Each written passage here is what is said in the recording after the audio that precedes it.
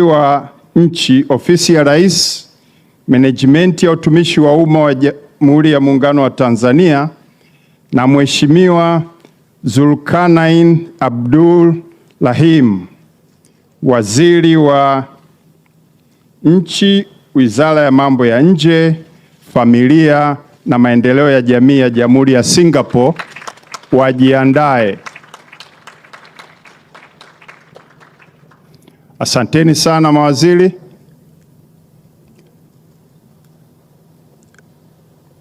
Mheshimiwa Kikwete na Mheshimiwa Rahim hao na saini rasimu ya hati ya makubaliano kati ya ofisi ya Rais, menejimenti ya utumishi wa umma na utawala bora ya serikali ya Jamhuri ya Muungano wa Tanzania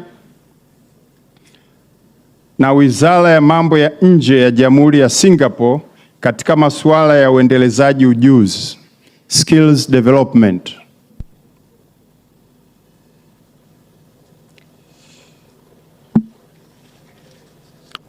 Mkataba wa tatu, taomba Mheshimiwa Mhandisi Hamadi Yusuf Masauni na Waziri wa Nchi, Ofisi ya Makamu wa Rais, Muungano na Mazingira, na Mheshimiwa Alvin Tan, Waziri wa Nchi, Wizara ya Biashara na Viwanda na Wizara ya Maendeleo ya Kitaifa ya Jamhuri ya Singapore wajiandae.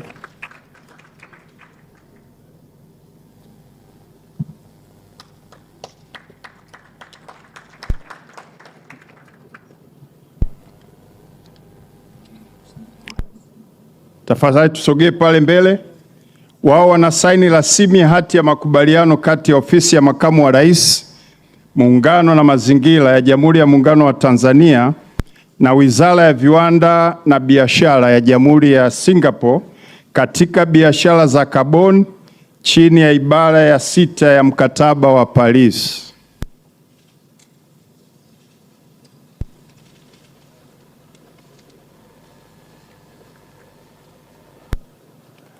Tamuomba sasa Mheshimiwa Balozi Mahmud Thabit Kombo, Waziri wa Mambo ya Nje na Ushirikiano wa Afrika Mashariki wa Jamhuri ya Muungano wa Tanzania, na Mheshimiwa Zulkarnain Abdul Rahim, Waziri wa Nchi, Wizara ya Mambo ya Nje, Familia na Maendeleo ya Jamii wa Jamhuri ya Singapore, sasa wasogee kusaini mkataba au rasimu ya hati ya makubaliano ya mashauriano ya uwili, bilateral consultations, kati ya Wizara ya Mambo ya Nje na Ushirikiano wa Afrika Mashariki na Wizara ya Mambo ya Nje ya Jamhuri ya Singapore. Na mkataba wetu wa mwisho ni muandae Mheshimiwa Judith Salivio Kapinga, Waziri wa Viwanda na Biashara wa Jamhuri ya Muungano wa Tanzania, na Bwana Kong Wyman, Mkurugenzi Mtendaji wa Taasisi ya Singapore Enterprise Corporation ya Jamhuri ya Singapore. Wao wataweka saini katika rasimu ya hati ya makubaliano kati ya Wizara ya Viwanda na Biashara ya Jamhuri ya Muungano wa Tanzania. Tafadhali tusogee pale mbele. Na Taasisi ya Singapore Corporation Enterprise katika masuala ya uwezeshaji wa biashara, trade facilitation.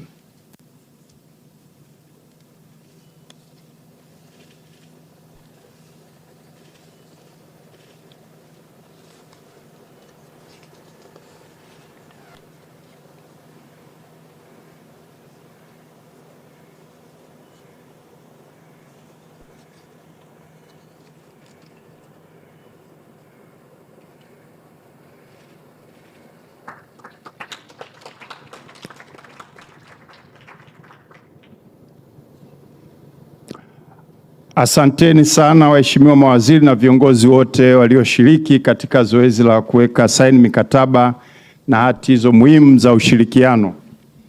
Hii inaonyesha dhamira ya dhati ya serikali ya Jamhuri ya Muungano wa Tanzania na serikali ya Jamhuri ya Singapore ya kuimarisha ushirikiano kwa manufaa ya wananchi wa pande zote mbili. Waheshimiwa marais, Wanahabari sasa wako tayari kusikia matokeo ya mazungumzo yenu, na kwa heshima na taadhima naomba nimkaribishe kwanza Mheshimiwa Daktari Samia Suluhu Hassan, Rais wa Jamhuri ya Muungano wa Tanzania, na atakapomaliza kutoa ujumbe wake atamkaribisha mgeni wake Rais wa Jamhuri ya Singapore. Mheshimiwa Rais, karibu sana.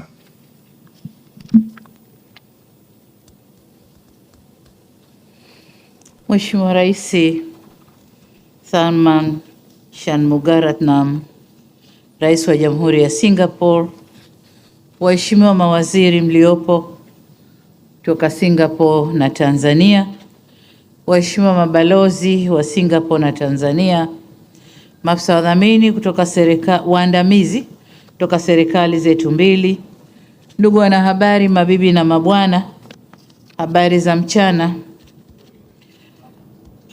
Ndugu zangu, leo ni siku nyingine tena nchi yetu imepata heshima kubwa ya kumpokea Mheshimiwa Tharman Shanmugaratnam, Rais wa Jamhuri ya Singapore, ambaye amekuja kwa ziara hapa nchini kwetu, ziara ya kiserikali. Hii ni ziara muhimu ya kihistoria kwa kuwa ni mara ya kwanza kwa Rais wa Singapore kuitembelea Tanzania. Vile ziara hii inafanyika wakati tukitimiza miaka 45 ya uhusiano na ushirikiano wetu wa kidiplomasia, ikidhihirisha dhamira yetu ya pamoja ya kukuza ushirikiano uliopo. Hivi punde mimi na Mheshimiwa Rais Tharman tumefanya mazungumzo kuhusu masuala mbalimbali ya kimkakati. Mazungumzo yetu yalijikita katika kukuza uhusiano kati ya Tanzania na Singapore ili uwe thabiti, imara na wenye matokeo yanayoonekana na yenye manufaa kwa nchi zetu na watu wake. Tumefanya tathmini ya uhusiano uliopo ambao umeendelea kukua, hususan katika nyanja za kidiplomasia, biashara na uwekezaji. Kadhalika, nchi yetu imenufaika na ushirikiano unaoendelea kwenye maeneo ya ufundi stadi, tamaduni na mipango miji. Tumekubaliana kuimarisha zaidi ushirikiano wetu wa kidiplomasia, ambapo nimeikaribisha serikali ya Singapore kufungua ubalozi wake hapa nchini. Ni wazo tumewapa, watakwenda kufikiria. Sambamba na hilo, tumeanzisha mfumo wa mashauriano kama msingi muhimu wa uhusiano kati ya Tanzania na Singapore. Tumefanya hivyo tukitambua kuwa mashauriano ya mara kwa mara husaidia kuoanisha mikakati yetu na kushughulikia changamoto mbalimbali kwa wakati. Vile tumekubaliana kukuza biashara kati ya nchi zetu mbili. Kwa sasa biashara imekuwa, lakini si kwa kiwango kile ambacho tulitakiwa kuwa. Kwa hiyo tumekubaliana kuangalia njia za kukuza biashara na vile kukuza uwekezaji. Kwa sasa kiwango cha biashara kati yetu ni dola za Kimarekani milioni 299 na uwekezaji ni miradi 36 ya Singapore ndio ipo hapa nchini, na hii haiakisi kiwango cha urafiki wetu. Urafiki ni mkubwa zaidi kuliko biashara na uwekezaji, kwa tumekubaliana kuongeza biashara na uwekezaji. Kwa kuanzia sasa tumekubaliana kusaini mikataba kama mlivyoona hapa. Tumesaini mikataba karibu 4-5 na yote ndiyo msingi sasa wa kuanza kufanyia kazi maeneo ambayo yatakuza biashara na uwekezaji. Matokeo mengine muhimu ya majadiliano yetu yanahusiana na uwezeshaji wa vijana. Nilimfahamisha Mheshimiwa Rais kuhusu dira yetu ya taifa ya maendeleo ya 2050 na kwamba katika dira ile mwelekeo mkubwa au kipaumbele kikubwa tumepeleka kwa shughuli za vijana, kwa sababu wao ndio watakao kuwa wanaongoza na wanashika maeneo mbalimbali ndani ya miaka 25 ijayo. Kwa tumeelekea kwenye mambo kadhaa, na dhamira yetu ni kuwawezesha vijana kupitia kwanza elimu, kujenga uwezo wao kielimu, lakini elimu sio tu elimu hii ya kawaida ya mashahada na madigirii, lakini pia kupitia elimu ya ujasiriamali, ukuzaji wa ujuzi, skills development, pamoja na ubunifu au innovation. Pakubwa tulipojielekeza ni mambo ya digital economy, kuwaingiza vijana wetu sana kwenye utekelezaji wa mkakati wetu wa mkakati wa kidigitali, uchumi wa kidigitali ambao tumeupanga kutekeleza ndani ya miaka 10 ijayo kuanzia mwaka 24 mpaka mwaka 34. Kwa hiyo tutawaelekeza sana vijana huko kwenye digital transformation, digital platforms. Kama mnavyofahamu, uchumi wa nchi yetu bado unategemea kilimo kwa sehemu kubwa. Hivyo nimemweleza Mheshimiwa Rais kuhusu utayari wetu Tanzania kushirikiana na Singapore katika utekelezaji wa mpango wao wa kuimarisha usalama wa chakula, wanaita food storage au food story 2 strategy, unaotoa kipaumbele kwenye masuala ya uingizaji wa mazao ya chakula kutoka nchi mbalimbali na ushirikiano katika kuimarisha usalama wa chakula katika nchi zote mbili. Katika mwelekeo huu nimeikaribisha Singapore kuwekeza nchini katika kilimo cha uzalishaji kupitia taratibu wa kuzalisha nje ya nchi. Yaani wao waje wazalishe huku kwetu, halafu tutakuwa tunasafirisha kama vile tulivyokubaliana na Urusi, na kwamba Urusi sasa imeanza uzalishaji wa ndizi ndani ya Tanzania na watakuja na mazao mengine, nao tumewakaribisha katika mfumo huo. Tulizungumzia pia ushirikiano wa biashara kikanda na tulikaribisha wazo la serikali ya Singapore la kutaka mazungumzo na jumuiya yetu ya Afrika Mashariki kwenye masuala ya ushirikiano katika eneo huru la biashara. Nami kwa niaba ya wakuu wengine wa nchi nimekaribisha wazo hilo na nimemwambia tuko tayari kufanya mazungumzo kwenye eneo hilo. Baadaye tulihitimisha mazungumzo yetu na nikamshukuru Mheshimiwa Rais Tharman Shanmugaratnam kwa kuja Tanzania. Ni ziara ya kwanza ya rais wa Singapore kuja Tanzania. Anatufungulia na sisi njia, lakini tunakuza mawasiliano. Singapore ni nchi ndogo lakini nzito sana kiuchumi. Kwa tukionekana tunafungua mawasiliano na nchi kama hiyo, inakuza jina letu Tanzania. Baada ya kusema hayo, nimkaribishe sasa Mheshimiwa Rais na yeye aseme yale ambayo nimeacha mimi kuyasema. Your Excellency, please.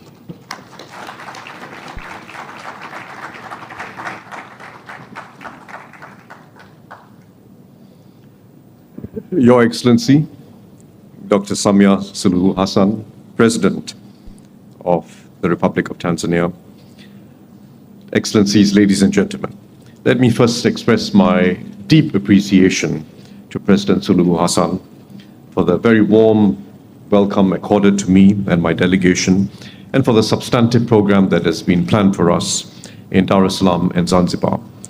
As you have highlighted, this is the first state visit by a Singapore president to Tanzania. Many in Singapore know the country for its wildlife, its natural beauty, and Mount Kilimanjaro, which even our primary school students know about because it's the highest peak in Africa. But Tanzania's story is also one of ambition, given its history, its youthful population, and the possibilities for your country in a new global environment.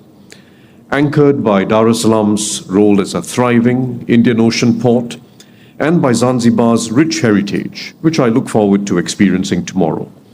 Although I only arrived yesterday evening, Tanzania has already left a strong impression, a country confident in its potential and well-placed to shape the opportunities ahead. I look forward also to visiting Zanzibar tomorrow, which is building on its rich heritage, and as President Suluhu Hassan has mentioned, has major development plans in store now, including in port development. This year, we mark the 45th anniversary of diplomatic ties. As President Suluhu Hassan and I discussed this morning, it is timely that we inject fresh momentum into our relationship and explore new areas for practical cooperation. We meet at a time when the international rules, institutions, and habits of cooperation that countries like ours have long depended on are under strain. Trade and supply chains are being reshaped by politics and conflict. Climate pressures are intensifying, and developing countries face the risk of being left to adjust to these shifts on terms set by others. We have to address these problems with resolve, not diffidence. Our response must be to build bridges, including bridges between Africa and Asia, and among countries that believe that openness and partnership still offer the best way forward. Singapore and Tanzania have today taken practical steps in that direction, both bilaterally and as gateway economies, which can catalyze greater trade and investment flows between our respective regions, Southeast Asia and East Africa. In this vein, I welcome President Samir Suluhu Hassan's clear statement of the East African community's intention to pursue a free trade agreement with Singapore. This is a significant step. It connects Singapore not only with Tanzania, but also with the other seven partner states in the EAC. It will be Singapore's first FTA negotiation with an African partner and the EAC's first with a partner outside of Africa. This FTA can improve market access and the flow of goods and services between the EAC and Singapore could provide East African exporters with a gateway to the larger ASEAN market. It will open up newer areas of growth, such as in the digital economy, and it will be a timely move to diversify our trade networks amidst current geopolitical tensions. On bilateral cooperation, Singapore and Tanzania are also moving forward, as President Suluhu Hassan has highlighted. First, on the economic front, Tanzania sits at strategic crossroads, with its ports opening into the Indian Ocean and to the wider East African region. There is much more we can do together in logistics, ports, the digital economy, agribusiness, as President Suluhu Hassan has also emphasized, and food security. We are strengthening the foundations for trade and investment. The avoidance of double taxation agreement that was just signed will give businesses greater certainty and make it easier for them to invest for the long term. We are also advancing cooperation by sharing our practical experience and know-how in industrial park planning, trade facilitation, supply connectivity, and other areas which can support enterprise and job creation. Secondly, we are deepening cooperation between our peoples and institutions. Singapore's development has been built on a simple conviction that a country's most important resource is its people. We look forward to supporting Tanzania's efforts to upskill its young and growing population, who have the potential to be a major driver of future growth. And I'm happy that we will have an MOU on skills development in this connection. I also look forward later this afternoon to interacting with students at the University of Dar es Salaam. Our institutions are also working together in healthcare and disease prevention through capacity building in innovation and research. Singapore's Duke NUS Graduate Medical School will collaborate with Tanzania's Muhimbili University of Health and Allied Sciences to strengthen Tanzania's national sickle cell disease program. And President Suluhu Hassan, in our discussions, had also suggested that we expand that cooperation to Benjamin Mkapa Hospital. This is a chronic disease all over Africa. It is one that does not have an affordable and easy cure, and We hope that through this collaboration in research and innovation, we'll be able to provide affordable curative therapies for a disease that I'm sure can bring well-being and prevent childhood illness and fatalities across the continent. It will be of significance both to Tanzania as well as the Africa, and it will give both sides, Singapore and Tanzania, the chance to learn from very different environments, different disease burden environments. The establishment of bilateral consultations between our foreign ministries will also provide a regular platform to deepen mutual understanding, review progress, and identify new areas of cooperation over time. Thirdly, we are working together on climate and resilience. For both our countries, climate change is not an abstract concern. Singapore is a low-lying island state, and Tanzania faces pressures on its agriculture, water resources, coastlines, and natural heritage. We therefore welcome our collaboration on carbon credits in line with Article 6 of the Paris Agreement. This is a new and emerging area of cooperation that can help us advance our climate goals and support sustainable development. We will also exchange best practices on carbon market frameworks and jointly identify certain mitigation projects. If done well, this can help mobilize finance for conservation, clean energy, and sustainable livelihoods. President Suluhu Hassan, we both share the conviction that the friendship of the last 45 years can be taken much further.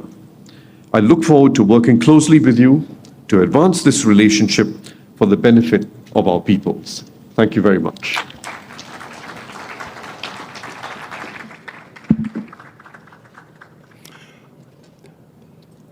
Asanteni sana marais wetu kwa jumbe zenu hizo mbili.